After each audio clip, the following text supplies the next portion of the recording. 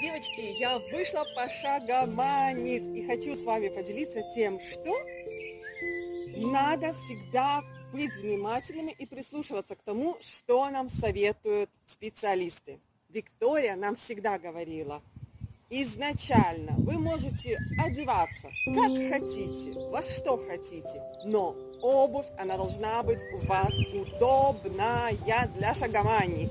И что вы думаете, я попробовала так, я попробовала так, я попробовала иначе. Результат, у меня сегодня обувь специальная для ходьбы. Итак, я выхожу на шагоманию. Результатом я с вами скоро поделюсь.